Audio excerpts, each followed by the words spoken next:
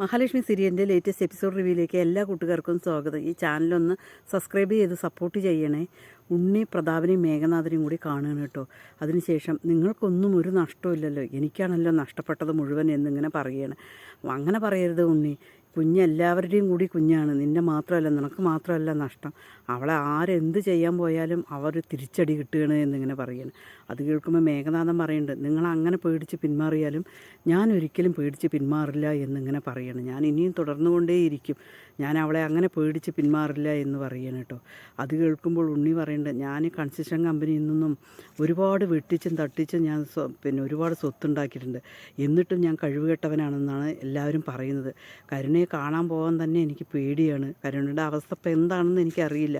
ഏതായാലും അവിടെ സൈക്കാട്രിസ്റ്റിനെ കാണിക്കാൻ പറഞ്ഞിട്ടുണ്ടല്ലോ അവർ, ഏതായാലും കാണിക്കട്ടെ എന്ന് പറയും. പ്രതാപൻ പറയും, നീ എന്തായാലും ഉണ്ണി അവളെ കാണാതിരിക്കുന്നതാണ് നല്ലത്. അത്രയ്ക്കും മനോനില തകർന്നിട്ടാണ് എൻ്റെ മോളിരിക്കുന്നത്. എൻ്റെ മോളുടെ കാര്യം ആലോചിച്ച് കഴിഞ്ഞാൽ എൻ്റെ ചങ്ക് പൊട്ടുകയാണ് എന്നിങ്ങനെ പറയണം കേട്ടോ. ഏതായാലും ശരി, മേഘേട്ടൻ്റെ കൂടെ ഞാനും ഉണ്ടാകും, അവരുടെ നാശം കാണാൻ മാത്രമാണ് ഞാൻ ആഗ്രഹിക്കുന്നത് എന്നിങ്ങനെ ഉണ്ണി പറയാണ്.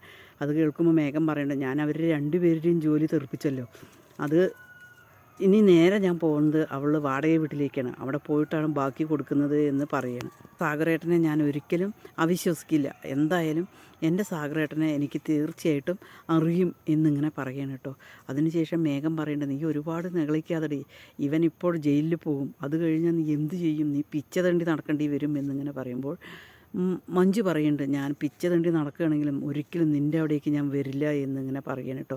ഞങ്ങൾക്ക് എങ്ങനെ ജീവിക്കണമെന്ന് ഞങ്ങൾക്കറിയാം, ഞങ്ങൾക്ക് ആരുടെ ഔദാര്യവും വേണ്ട, ഞങ്ങൾ നിൻ്റെ അടുത്തേക്കും വരില്ല, അതേപോലെ തന്നെ അവിടേക്കും മഹാലക്ഷ്മിയുടെ അവിടേക്കും ഞാൻ പോകില്ല എന്ന് പറയണം കേട്ടോ. അതിനുശേഷം ഇറങ്ങിപ്പോടാ എന്ന് പറഞ്ഞ് മഞ്ജു മേഘനാഥനെ ആട്ടി ഇറക്കുകയാണ് കേട്ടോ.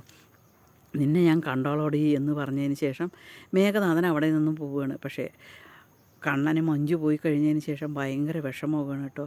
മഹിയോട് ഇങ്ങനെ പറയാണ്, അവളെ ഞാൻ എൻ്റെ കുഞ്ഞു പെങ്ങളായിട്ട് തന്നെയാണ് കണ്ടിരിക്കുന്നത്, അത്ര സ്നേഹത്തോടെയാണ് ഞാൻ അവളെ വളർത്തിയത്. നിന്നോട് അവൾ ദേഷ്യം കാണിക്കുന്നത് കാരണമായിരുന്നു, നിന്നെ അവൾ ദ്രോഹിക്കുന്നത് കണ്ടിട്ടാണ് എനിക്ക് അവളോട് വെറുപ്പ് വന്നത്. അവളുടെ അമ്മയുടെയും അവളുടെ ഏട്ടൻ്റെയും ഏഴത്തിയമ്മയുടെയും സ്വഭാവത്തിൽ നിന്നൊക്കെ മാറി അവൾ നന്നായി ജീവിക്കാൻ പഠിച്ചിരിക്കുന്നു.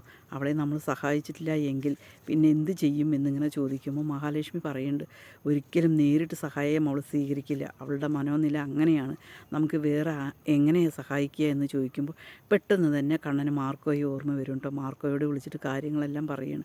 സാഗറിൻ്റെ പണി പോയതും മഞ്ജുവിനെ മേഘനാഥൻ തുണിക്കടയിൽ പോയിട്ട് അപമാനിച്ചതും അവൾ കരഞ്ഞിവിടെ വന്നതും എല്ലാം പറയണം കേട്ടോ.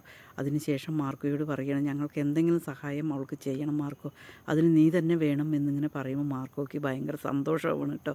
ഏതായാലും കണ്ണേട്ടൻ്റെ ഈ തീരുമാനത്തെ ഞാൻ ഒരുപാട് അഭിനന്ദിക്കുന്നു, അത് വേണം കണ്ണേട്ട എന്നിങ്ങനെ പറയണം. പിന്നീട് മാർക്കോയോട് കണ്ണൻ കാണണമെന്ന് പറയാണ്, ഞങ്ങളാണ് തന്നത് എന്ന് ഒരിക്കലും അവൾ അറിയരുത്, ഈ സഹായങ്ങൾ ഒരിക്കലും അവൾ സ്വീകരിക്കില്ല എന്ന് പറയാണ്. അതിനുശേഷം മാർക്കോയോട് കണ്ണൻ കാണണം എന്ന് പറയണം കേട്ടോ.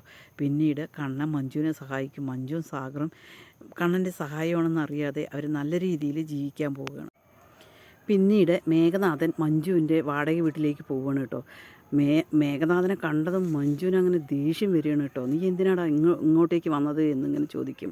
നീ എൻ്റെ അടുത്ത് കടിച്ചു കയറാൻ വരണ്ടേ, ഏതായാലും ഇവനെ ഒരാഴ്ചക്കുള്ളിൽ ജയിലിൽ പോകും, അത് കഴിഞ്ഞാൽ നിൻ്റെ ജീവിതം എന്താണ്, നീ പിച്ച തട്ടേണ്ടി വരും എന്നിങ്ങനെ പറയണം കേട്ടോ. അതേപോലെ സാഗറിൻ്റെ കോളറിൽ കുത്തിപ്പിടിക്കുകയാണ്, ഇടാ നിനക്ക് അവിടെ നിന്ന് മഹാലക്ഷ്മി ജോലി ഒഴിവാക്കിയത് എന്താണെന്നറിയോ, കാരണം കണ്ണനെ നിന്നെ എപ്പോഴും സംശയമാണ്, അതുകൊണ്ടാണ് അവൾ നിനക്ക് ജോലി തരാതിരുന്നത് എന്നിങ്ങനെ പറയാണ്. അത് കേൾക്കുമ്പോൾ മഞ്ജു പറയുന്നുണ്ട്, ഇങ്ങനെയൊക്കെ പറഞ്ഞു കഴിഞ്ഞാൽ ഞാൻ സാഗറേട്ടനെ സംശയിക്കും എന്ന് പറഞ്ഞിട്ടാണ് നീ പറയുന്നതെങ്കിൽ ഒരിക്കലും ഞാൻ എൻ്റെ സാഗറേട്ടനെ